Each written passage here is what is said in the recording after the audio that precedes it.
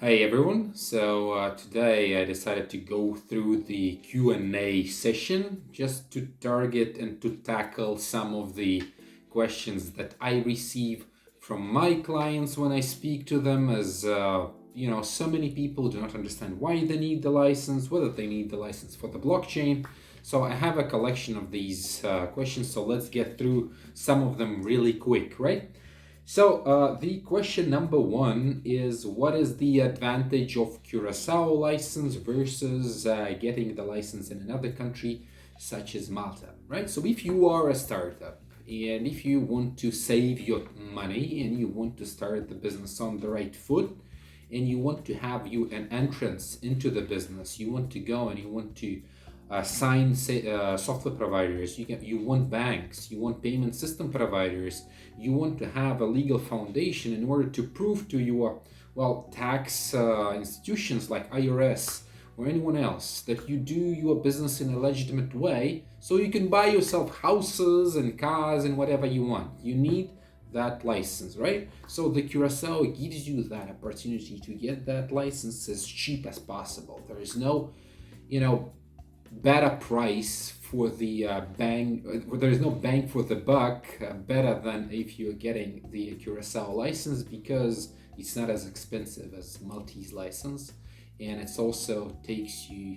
It doesn't take you a year to get it, because with the Maltese license it's somewhere between 30 and 50 weeks, where the Curacao license, if done right, you can have one like within 2 months, right? So that's probably the advantage. And the price is, 4 times less is the price for the Maltese license, which is also cool. So if you're a startup, you want to spend your cash efficiently, you're looking to start, you will be thinking about things like investors and IPOs and maybe European market later on down the line. Then the Curacao just gives you that opportunity in terms of the money that it costs and time that you have to spend. Right? So let's go with the second one. This may be dumb to us, but could you help to understand why do we need a license from Curacao if you want to work with countries like, for example, Brazil, Mexico, Asian countries? So the Curacao is international license. If you want to target certain countries and if you want to accept, money from people, if you want to get cash, maybe you want to start and maybe you don't want to make any money, but then how long will you last? So the ultimate goal for any business is to collect cash, right? So this is the basically blood flow of your business. So in order to sign all the software providers and all the service providers, you will need a license. Curacao license is considered to be good for every service provider to sign an agreement with you. So if you have the license, you will be fine if you want to start in Latin America.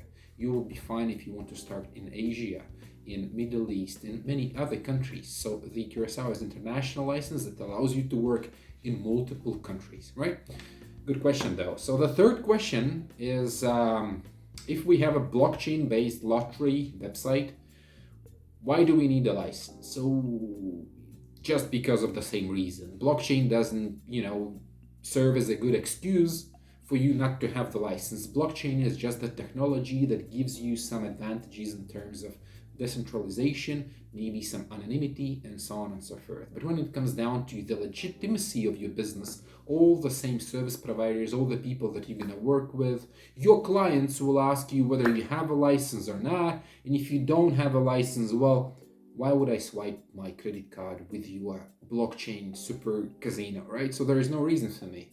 You are not licensed by anyone. You didn't have an effort to get the license. You didn't pass the KYC processes, nothing, right? So blockchain is just the good name. It's not related to the fact that you are launching a gambling business. So the fourth question is, what is the price to start a live online casino? And there is no good answer to this, because you can start in different ways. You can have your own team that will build your platform, and then you will build the games, and then you will have to certify games. But before that, you will have to spend like 2 years working on the platform, maybe 2 years working on a game, and you will have to pay, well, salaries to your employees. You will have to sustain the team. You'll have to pay taxes and all these things. So that's the first thing. The ultimate thing that you have to know is what you need to have before starting the business. So the first thing is the license. License will cost you anywhere between, well, let's say 20,000 and 200,000 if we skip certain markets where the license costs like 10 million, all right? So on average 20 to 200, right? Depending on the license. Then the platform is essential. So this is the back end, the front end of your business. Things like KYC will happen through the platform. You need a platform. Payments will go through the platform. Everything happens there. Now, when it comes down to software, games, what are you gonna offer to your clients? Is it the sport book? Is it the game of chance? Is it the casino, blackjack, whatever? All these games have to be certified. It's either you build them yourself, or maybe you source them from the software providers like Evolution Gaming, like NetEnt, like Microgaming, and so on and so forth. Those are aggregators you want to sign the agreement with, and probably you want to source like 2,000 games at once, right? So all these things matter because they will define how much you pay up front in order to use these solutions. Another thing that you will need is the banking account. Of course, after you have a license, you will need a banking account. You will need payment system providers, whether you accept just crypto, or maybe you do also the fiat transactions.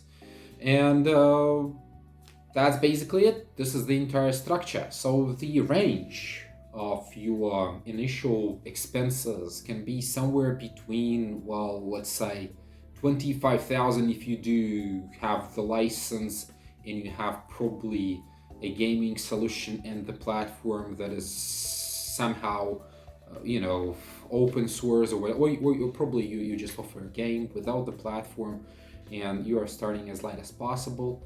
Still you need the license, so this is your initial expense. Or it can take you 2, 5, 10 million to launch if you have to sustain the team, you have to build everything, and something in between, right? So it's between like 25 grand and between 5, 10 million. There is no ceiling to this one. You can spend as much as you have to in order to launch it in a way that you imagine, that you visualize. Thank you for the question. This was the first series of the Q&A, and I'm looking forward to continue with these like quick questions in my future videos. And if you have any questions, then go and visit the site. Leave me a message if you see that probably I missed something. If you have a question, then shoot me a message as well. And see you in my next video. Have a good time. Goodbye.